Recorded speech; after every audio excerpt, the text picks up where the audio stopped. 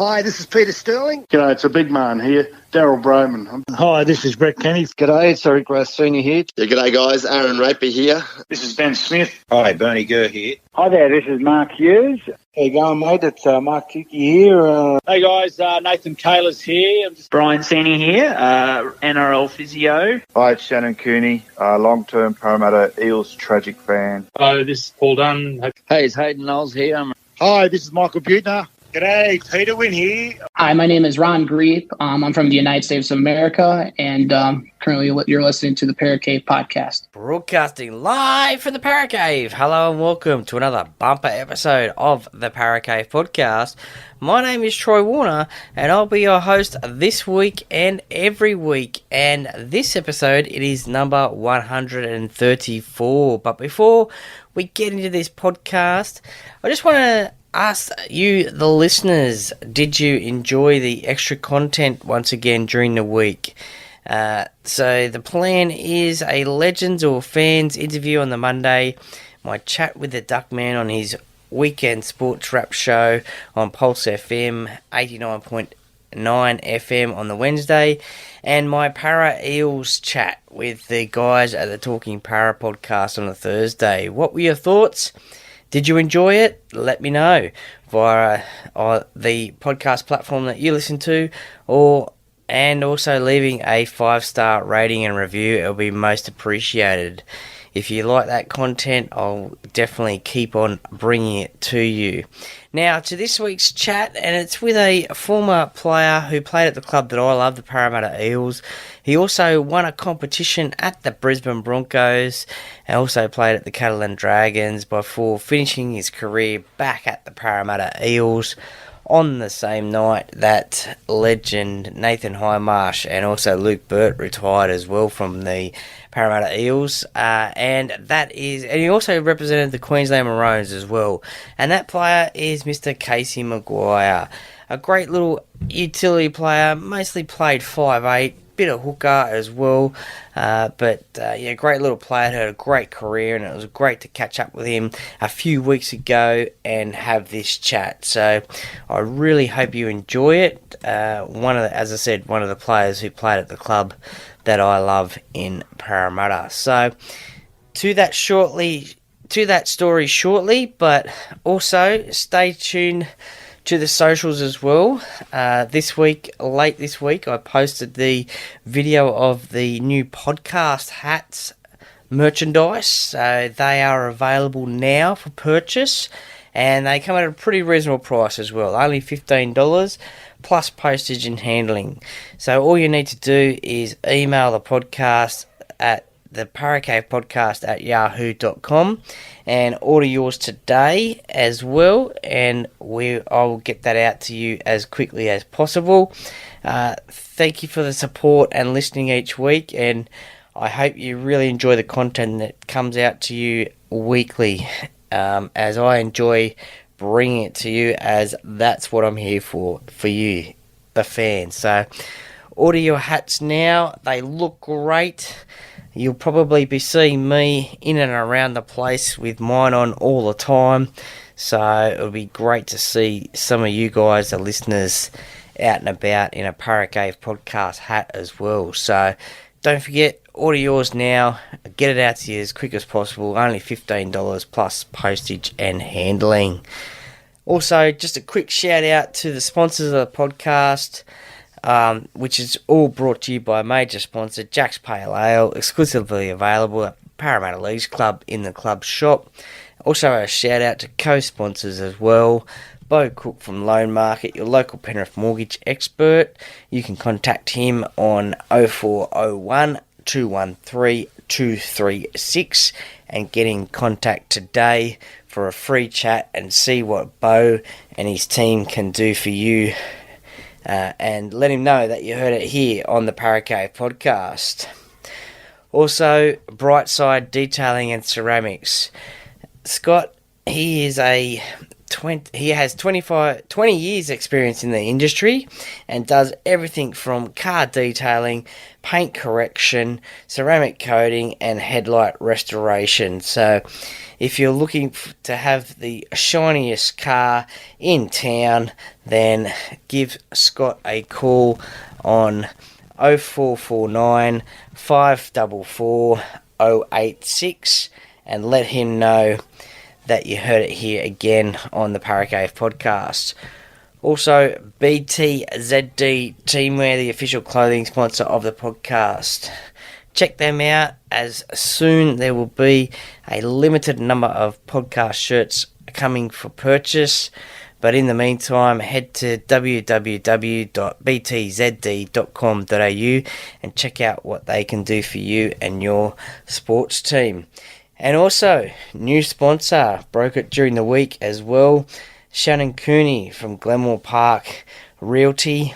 If you are thinking about selling in Glenmore Park or any suburb within the Penrith local government area, which includes Silverdale and Warragamba, contact Shannon. He is the man to contact. Every seller and buyer review on Shannon has been 5 stars, so give him a call and on 0421 588 445. That's Shannon Cooney, licensed real estate at Glenmore Park Realty. So thank you to all the sponsors. Without your support, it helps the podcast grow and reach much, much more people, which is much appreciated. But you don't want to hear me keep on going. You want to hear the chat with Casey McGuire. So you want to hear his rugby league story. So as Hindy says, Get a beer, coffee, whatever you want. sit back, relax, and enjoy, and let's get straight into it.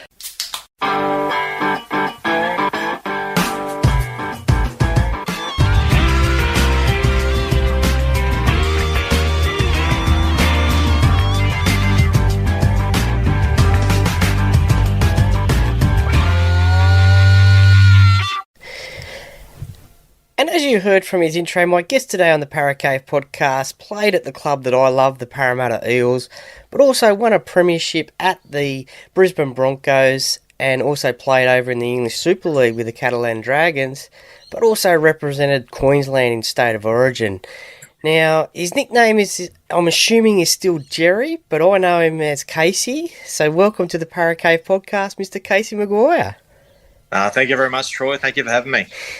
Well, let's just start off with that little fun one. Is your nickname still Jerry?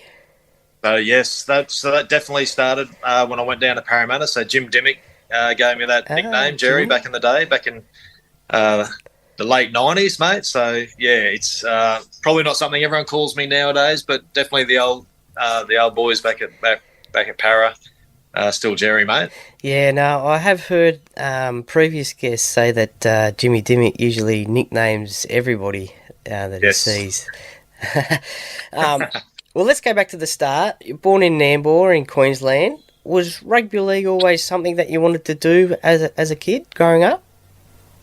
Mate, always loved league. I think like many little brothers, I guess, I followed what my older brother was doing. So I played soccer up until I was 12 years old, and then brother went to rugby league, and I followed him, and really enjoyed it, mate. Always followed the Broncos since I was sort of 8 years old, I guess, when they first came to the comp, growing up on the Sunshine Coast. And but like you said, mate, I was lucky enough to get down to the Eels, and a couple of times back at the Eels, and great club, mate. Very fond memories from Parramatta.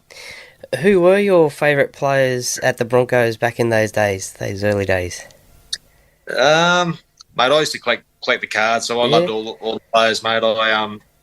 And luckily enough, I still do a little bit of work with the Broncos now, and Michael Hancock, one of the pioneer players there in '88, so I get to work alongside Mick, so that's a bit of a thrill. Oh, nice.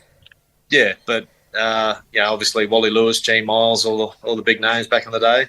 Yeah, some champion names there, and no doubt a proud moment for yourself before making first grade was making that Australian schoolboy side in '97. You had some handy players in that side.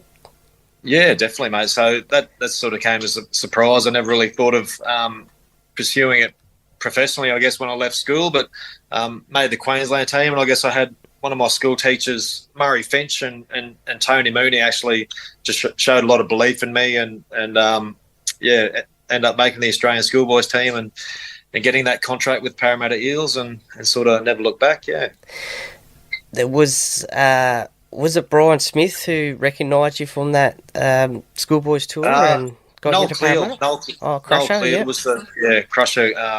Got me down to Sydney and lived with Crusher for the first year, and we had a household of footballers there: Jamie Lyon, Luke Burt, Michael Hodgson, Kirk Mendelson. I think there's about 7 of us there. Daniel Roddy, living with Crusher and his family there. So very fortunate that sort of had that guidance early on from Crusher, and great man, great family, and very lucky to spend that first year sort of transitioning into the real world. What was he like as a house host? Oh, mate, he was awesome. Yeah, love Crusher, mate. He took me pig chasing like everyone, but that was a bit too brutal for me. But Crusher's a great man, mate, and a lot of respect for him. Yeah, definitely done a lot in the game of rugby league. And Coach Brian Smith, what was it like playing under Brian Smith in the short time that you were there at the first time? Yeah, so Brian Smith, fantastic coach. I think I'll probably I just wish I had had him when I was a bit older in my career. I guess he was just probably the smartest coach I've ever come across. Tactically, had every scenario sort of covered. I think everyone talks about his football brain, but I was a little bit young, and I sort of fell out of favour with him. I suppose laid back, coming from the Sunshine Coast. I didn't really warm to him in those earlier years, I guess, and I just once I got to the Broncos a few years later and under Wayne, and sort of got back together and trained a little bit harder, I guess. And Brian was a great coach, and unfortunately didn't get that premiership with Parramatta, but definitely taught me a lot. Well, your debut game was against Penrith, at Penrith, my favourite game of the year, being a Parramatta supporter living in Penrith. Round 22, 1998. What stood out for you in your debut game, first grade? Oh, I just remember my brother flew down from Queensland, so he came down to the game, and I think played against Greg Alexander, playing alongside Jason Smith and Jim Dimmick, obviously Jared McCracken. It was just a huge thrill for me. We ended up winning that game, and then just amazing to make that debut at 18 years old. And like I said, I only had a couple of games that year, and then sort of went back to reserve grade for the following few years. And but making that debut was awesome. And then you said there that you went back to the Broncos. Was it a case of heading back to Queensland for yourself and Wayne Bennett getting you back to the Broncos? Well, I approached Wayne, so I went back 3 years in Sydney, only played the 2 first-grade games, and anyway, I went back to Brisbane and gave Wayne a call and said, is there any opportunities? And there wasn't any money. Obviously, they had a star-studded team back then, and but he gave me an opportunity and found that second job and worked my way through. And I think I needed to be back in Queensland, close to family, and it was probably the right move for me at the time. And enjoyed 6 seasons there under Wayne. Yeah, it definitely was a pretty fair squad, as you mentioned. Lockie Takiri, Saylor, Webke, Sivanasiva, and current Brisbane coach Kevin Walters. How was it to play with those sort of players? Oh, mate, yeah, it was unbelievable, mate. Obviously, Alan Langer as well. He was a hero as well. So just to get play alongside those guys, mate. Kevy, as you said. Kevy was sort of in his last couple of years there with the club. He was coaching us at Swamper Clydesdales at the same time, actually, in those early years. But it was definitely a thrill, mate. Gordon Tallis, it was a fair squad, like you said, mate. With those quality of players in the team, was it difficult for yourself to stay in that team and play consistent football each year at the Broncos? Did you have to maybe work harder to stay in the team? It was having those sort of players around you, it sort of made it probably easier, I guess. Okay. Mate, it was. I sort of found out early that Wayne wanted consistency, and I never just try to make sure that I gave him sort of set a benchmark for myself every week and found that consistency. And no, I really enjoyed those years, mate. Some fantastic players. Brad Thorne, probably one of my favourite players of all time as well. Petro Sivnasiva, like you said. Just very lucky to be part of that era. And, very fond memories. We see this year the Dolphins come into the competition with Wayne as head coach. He had a year off last year. What is Wayne Bennett like as a coach? He's still going. Yeah, mate. He's great man manager. I think you sort of hear that all the time. Like he's if anyone can do it with the Dolphins, it'll be Wayne. So I know everyone's sort of writing him off this year, but we'll see how they go. I think it's an amazing career that Wayne's had, and wish him all the best. Yeah, I'm still a Broncos man here in Queensland. Yeah. But I do hope the Dolphins go well, because it's important for Queensland, important for the game that they do well. Yeah. Now, the late great Paul Green played in his first game for the Broncos in a game that you kicked a field goal over in New Zealand. What was it like having Paul Green around in his last year of his playing career? Oh, mate, he was awesome, Greenie. Yeah, he just one of those great team men, I guess. Great guy to have around, always happy, always joking. So no, it was great to have him around, and obviously did really well in his coaching career after his playing career. But yeah, very sad, obviously, with Greenie, and obviously there's a lot more, I suppose, education out there with men's mental health in particular. But for me, just someone as happy and go lucky as Greenie, for that to happen, that puts everything in perspective. Yeah. Definitely, and rest in peace, Paul. 2005 must have been a massive year for yourself, because you represent Queensland on 2 occasions off the bench. Was that a childhood dream come true to represent the Maroons? Yeah, definitely, mate. Any kid that's grown up in Queensland always, that's their dream to play Origin, and I think it was just the right place, right person, the right time. Tony Carroll was injured and got that opportunity to play 2 games, and fantastic experience. Obviously, when Billy Slater and Cameron Smith, those guys were just starting up their golden run, I guess. And to play alongside those guys and sort of room with Cameron Smith and learn from him, and it was awesome, mate. For you yourself being a Queenslander, does the premiership win or representing Queensland rank higher for yourself, or is it too hard to compare? It's a little bit hard to compare, mate. I think, I've got great memories, and they're not just from the higher level stuff, like playing football with my mates at high school. Like they still rank as my best times playing footy. So, for me, it's not really about the achievements or the level; it's the memories and how sport makes you feel, I guess. And that's my role now, do a bit of game development with the Broncos and talk to the kids about more lifelong love of sport, I guess. Yeah. Oh, nice. Well, let's get to the 2006 season, and the Broncos play the Storm in the grand final, and you get the win in front of 76,500 people. Could you believe that you were playing in a first grade grand final in front of that many people? Yeah, well, we sort of weren't travelling real good that year, and it was only very, very late in the season that we managed to turn things around and get that momentum. And footy is all about momentum. Once you win a few games, you sort of find a way to win, and vice versa. Like when you're losing a couple of close games, you just always seem to find a way to lose. But we got a bit of momentum heading into that grand final, and we had a few lucky calls, I guess, in that game, and things go our way. But I think it was just meant to be. We got the win, and for me, that was my last game of the Broncos. I went overseas after that, so for me, it was a wonderful way to finish, and very good memories of the grand final. Yeah. Yeah, no, it was certainly Darren Lockyer was on fire that year, wasn't he? Queensland won the State of Origin. Definitely a match winner, Troy. Yeah, definitely. Yeah. He didn't say a lot on the field, but he definitely led by example. Yeah, he was a wonderful player, and very lucky to play alongside him. Yeah, definitely. And another player, Shane Mebke, there retired after that game as well. So would have been great to be on the field when that full-time hooter went. And how were the celebrations after the game? Who were the best on ground for celebrating the Who was grand the best final on win? ground? No, I think we all celebrated pretty well.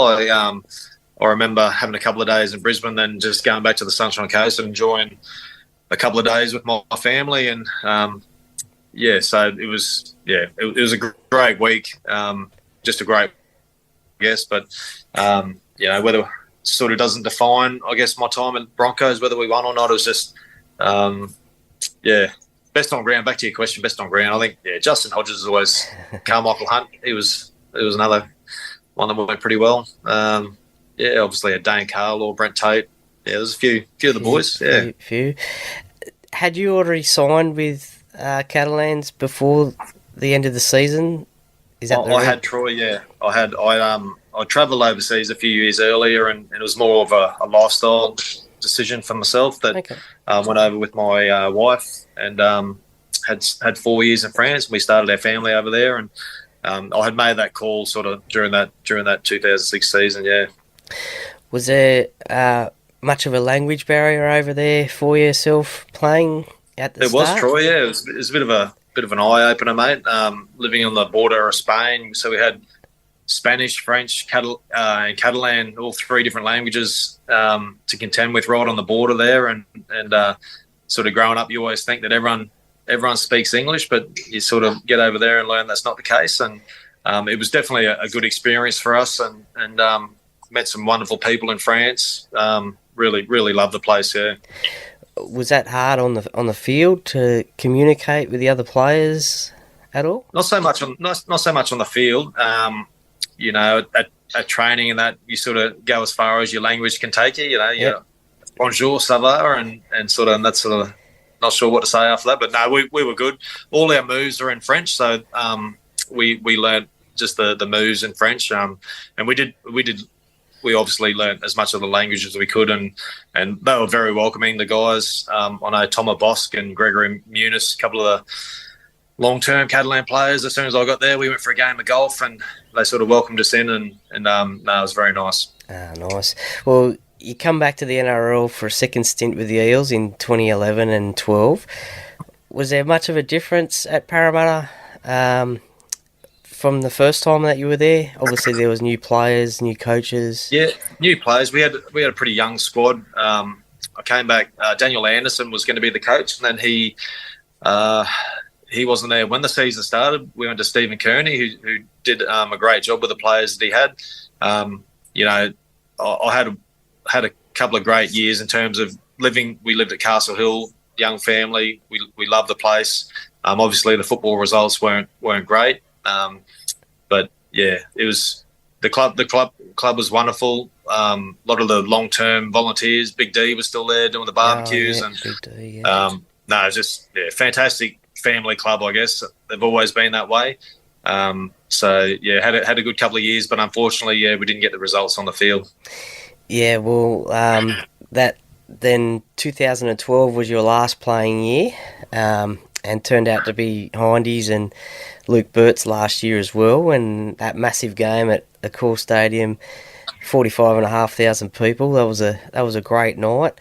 What did you make? What did you make of Hindy's goal kick?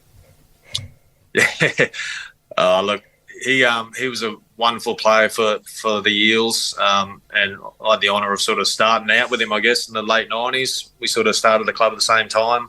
To finish that with Luke Bird and Nathan was pretty special for me. I remember I'd torn my pectoral muscle halfway through the season, 2012, so I was out and probably wasn't fit enough to play that last game. But Nath said to the coach, want him there on the field, and that was quite special for myself to get a bit of time out there with him in his last game. And not the best way to finish your career, but to finish with those guys was pretty special. Yeah, no, I just loved the way that Timmy Manor rushed over and said, no, we're taking the two. You're having a goal kick. It was great. And then Hindy's even said that he had to say sorry to Luke Burt because Bertie was the goal kicker throughout the year, and he was retiring as well. And was it a toe poke? Was it a toe poke? I can't remember the kick itself, but I think it was sort of off sand as well. So off the sand. That's old school. That's Nathan. He said he was taking off Jamie Soward's goal kicking style. So that was pretty funny. Any funny stories about Hindy or Luke Burt that you can reveal? Oh, mate, that's they're just great guys, mate. They're very loyal. Obviously, staying with Parramatta their whole careers. Caught up with Luke a couple of years ago, and obviously, lived with him for that first year at Crushers. So I'd go up to Newcastle and his parents' place up there at Redhead. So I get there for the weekend. So really really good guys, mate. Good family men. Not really stories I can disclose on here, mate. But no, good, really good guys, mate, and great guys for the Parramatta club to all those kids to look up to. Yeah, definitely. Back in the day. How was your transition from playing week to week into normal everyday life? Because we see some players struggle. They've got that routine week to week. Yep. How did you go? I definitely struggled, Troy. When I finished, I suppose when that's your identity for so long, like anyone that's been with a company or in a job for so long, they go to something else. You sort of struggle, but I've enjoyed my time after retirement, and I still do a little bit with the grassroots. I guess game development here in Central Queensland. So work with a company, Verbrick. Competency training, site skills training up here, up in Gladstone. So they've been really supportive of the Broncos program up here, and so I get out to the schools and get to do a little bit with the kids and talk about the importance of being in team sports and being active. So sort of staying in football a little bit. Yeah. Nice. And then obviously you're still keeping an eye on the footy these days. The footy season's just around the corner. How do you think the Broncos will go in 2023?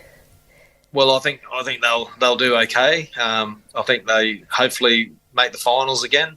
Always cheer for the Bronx, and I'll always cheer for the Eels. They're my two teams that I played for. So it should be a really good season, mate. Not sure who's going to be able to stop Penrith. You got any ideas how we can stop them or what?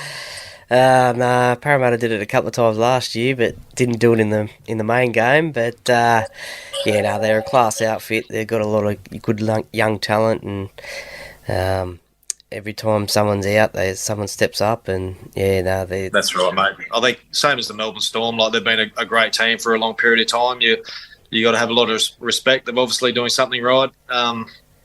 In their sort of their leadership and the way they're recruiting players so full credit to them, but someone's got to stop them, Troy. This year. That's it. Well, hopefully it's either Brisbane or Parramatta. So should be a good season, mate. Really looking forward to it. Yeah, definitely. All right, time for some common league questions. Now, taking out your debut game and probably those games that we spoke about, is there one game that really stands out that you really enjoyed playing? You just thought, that was a great game. I loved that one. Oh, not one in particular, Troy. No, just maybe Toowoomba Clydesdales. I had a year with them in 2001. We ended up winning the grand final up in Queensland against Redcliffe Dolphins. Okay. Yeah, that was a highlight. They're all a bit of a blur, mate. All I know is I had a lot of fun. Really enjoyed the journey, I guess. I had some good games in 2011 with the Eels that we I think there was one we played against Cronulla. Jeff Robson and myself on the halves, we won 40 odd something, and I suppose that was a nice sort of game. But no real games in particular stand out, mate. No, that's all right. Other than the home grounds that you had, did you have a favourite ground that you used to love playing at? I love playing at Leichhardt. That was cool. Yeah. Those smaller grounds that you had the hostile crowd on top of you. That was always fun. So, where else would I say? Yeah, I like the smaller grounds, mate. The smaller suburban grounds to play at. Yep. Ever remember a heckle from a fan? Oh, plenty of heckles, mate. Yeah, plenty of heckles, yeah. What about a least favourite? Was there a ground that you hated playing at for whatever reason? Not really. Not particular, no. No, nothing. Okay. No, I can think of, no. A lot of players say... Actually, I'll backtrack on that. Canberra, I hated playing at Canberra. I was just about to say, yeah. Yeah, bloody hell, that was cold, mate. I played in England, and I've never played anywhere so cold as Canberra on a winter's night. So, yeah, that was a tough one. Yeah, no, I was just about to say a lot of players say Canberra for that very reason. Yeah. Who was the hardest hitter? Who did you get tackled by that really knocked you out? Ruben Wiki got me good. Yeah. Ruben Wiki was a strong man. For me, I love defending next to Tony Carroll. He could hit. Yeah. So I enjoy standing next to him, and sort of the traffic seemed to go the other way for some reason, which was good. But yeah, no, there's plenty of hard hitters, mate. We got hit pretty hard throughout my career. So there was, I guess, not being one of the bigger players. I think I played around 85 kilos. So yeah, copped a few knocks. What about on the flip side? Who would have been the hardest to tackle? Hardest to tackle. Well, mate, I'm a little bit different. So the big fellas that ran straight at you weren't, obviously it was hard, but guys like Matt Bowen, Greg Inglis, he had the size and the speed. Yeah, they were hard to tackle. Yep. Yeah, no, definitely. Now, you played with and against some champion players during your career, but is there someone that you would have loved to have had in the teams that you played in, or even had the chance to play against? That's a good question, mate. I've never really thought of that. Yeah, no one in particular. I was very lucky to play. Like I said, had a couple of games there with Billy Slater and Cameron Smith. I had a wonderful Broncos side in the 2000s. So one of the main reasons I went to France actually was Stacey James was the halfback. I got an opportunity to play 5'8" with him, so that was a thrill. Alan Langer, I mentioned earlier, playing alongside him was amazing. So I think I was very fortunate, mate. Got to play alongside some wonderful players. What about in today's game? Is there a player that you'd love to play against or with in today's game? Yeah, I'm just trying to think. You stumped me there, mate. I just haven't thought of that one. No, that's all right. That's all right. I love watching the games now. Like, I think it's getting faster and the skill level's out of this world. So it's always getting better, and it's a great product, rugby league, and some great players to watch. Yeah, definitely. Speaking of sledges, who did you find on your team was the biggest pest or sledger on the field? Biggest pest? No, mate, we're pretty good. Yeah, I think I found the higher level you got, the sledging sort of, whether it was a respect thing, I don't know, but I never really came across much sledging in my career. I found the sort of the higher level you went, the less there was. Michael Ennis could always get under people under skin, I guess. I just really can't think of many sledges, to be honest. I think everyone played hard, and like I said, it was just a mutual respect across teams, and it's not like cricket, mate. That's part of the game. I just think league it's a bit different. Yeah, no, that's it. What about on the flip side? Who was a larrikin or prankster at the clubs that you played for, and what did they Fui was good. Fui was a larrikin. What did he get up to? Oh, Fui, mate. You open your locker and he'd have an ice bucket there just fall on top of your head and just little things like that, mate. He was just a big kid. Yeah. He was great. Who else? Gordon Tallis was a bit of a prankster, but you need those blokes that keep things light when you're training hard and things are serious. And every team needs at least one or two of those guys can keep it light. Yeah. Yeah, no, definitely. Did Fui ever steal your thongs? Mate, he was funny. He was a funny man. He'd hide behind the curtain. He'd act all shy in front of the crowd. But, mate, he was a larrikin. I don't know if he's still playing actually over in England. Yeah, I heard like it was a year or two ago he was still playing, but unbelievable. Amazing. Yep. Funny man. Yeah, no, definitely. Who would have been the most annoying teammate that you would have had to have roomed with on away trips? Mate, I was lucky. I didn't have anyone that I that annoyed me too much. Mate, I've got nothing for you there. I just got no real pests, I guess. I've heard it was just sort of starting out the Broncos when I was leaving, but I've heard Josh McGuire's a bit of a pest. Okay. But mate, I've got no one that really annoyed me. I was lucky. Yeah. Oh no, that's nice. All right, we'll wrap things up with the set of 6 segment that I call the personality questions. Bit away from rugby league. Yep. What's your favourite sport outside of rugby league? Favourite sport outside of rugby league. So my kids play soccer. So I watch a lot of soccer. Yep. Yes, I'll say soccer. Yep. And I like cricket as well. I do like the cricket. Yeah, no, didn't have a good result over in India a couple of days ago, but hopefully they can step it up from there. Definitely, mate. Definitely. What's your specialty dish in the kitchen or on the barbecue? Scotch fillet on the barbecue, and we've started doing bacon and eggs here at work. So we've bacon and eggs on a Tuesday morning here at work. So mate, that's nice. Who was the most famous person you'd love to meet and have a beer with and a chat? Who would you like to meet? Chris Christopherson. Okay, yeah, country singer. Yeah. That'll probably be an answer for the question coming up. But if you were in the jungle, say like I'm a celebrity, get me out of here style, which 3 former teammates wouldn't you want to be stuck with? That I wouldn't want to be stuck with? Yeah, who wouldn't you want with you? Oh wow. Okay. Well, I'll say Brent Tate. Yeah. Brad Myers, and that I wouldn't want to be stuck with. I know Dane Carlo wouldn't want to be stuck with me, mate. It's probably my worst story of all time. But we did an army camp in France, and I smuggled a chocolate bar. So we had no food. I smuggled a chocolate bar up Twix, and I remember pulling it out, and Dane said, "Oh, just go halves with me, mate." And the worst thing I've ever done, but I took the lot, and that's just haunted me forever. So Dane definitely wouldn't want me, mate. So probably those two, mate. Yeah. Brent Tate and Brad Myers. No worries. If you didn't go down the rugby league path, what profession do you think you might have taken up or wanted to do growing up? Always wanted to be a cricketer. Just was never good enough, Troy. Yeah. Always loved cricket as a kid. Wanted to be a cricketer, but yeah, that would have been my profession if I had been able to choose. Nice. Well, certainly a lot of money going around in cricket these days. Now, you probably already answered this one before, but who's your favourite band or solo artist to listen to?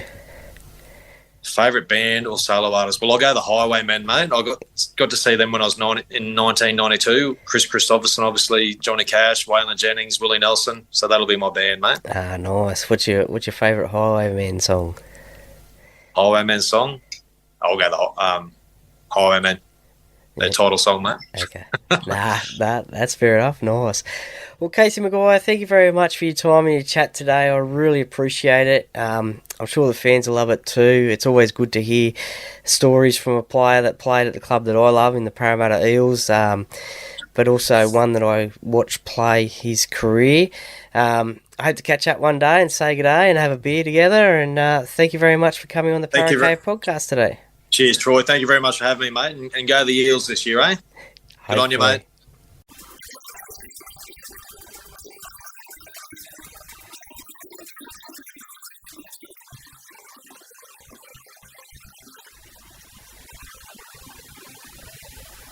Well, welcome back and thanks for listening to Casey McGuire and his rugby league story. I really appreciate his time and chat. I really enjoyed it. And that interview will be available on YouTube as well a little bit later on during the week as well. So if you want to watch the interview, then keep your eye out on the socials for that one. And that will be up during the week as well. So thank you very much, Casey, for spending the time with me talking about your rugby league career. And hopefully one day when I'm back up in Queensland, we can catch up and say good day. Once again, a quick shout out and thanks to Jack's Pale Ale, a fantastic major sponsor of the podcast. Don't forget, Jack's Pale Ale is back and available to purchase in the club shop. It's perfect for that Eels fan or beer lover. Just drop into the club shop today, get yours today, and also keep your eye on the socials for what's happening at Parramatta Leagues Club each and every week. And Beau Cook from Loan Market, his number again is 0401 213 236. Get in contact with him for a free chat and see how he and his team can help you get that best deal for your home loan and more. Scott from Brightside Detailing and Ceramics, he is on Instagram and Facebook as well, or you can contact him on 0449 544 086, and you'll be driving around in the shiniest and cleanest car in town, both inside and outside. And again, let him know that you heard it here on the Paracave podcast. BTZD Teamwear, head to www.btzd.com.au and check out their range of team sportswear and see what they can do for you. And also Shannon Cooney from Glenmore Park Realty as well, a 5-star rated real estate agent.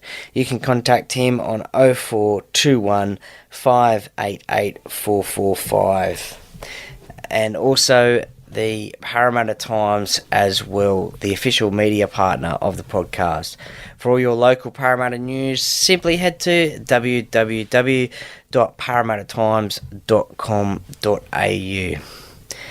Thank you to you guys, the listeners, as well, for listening during the week.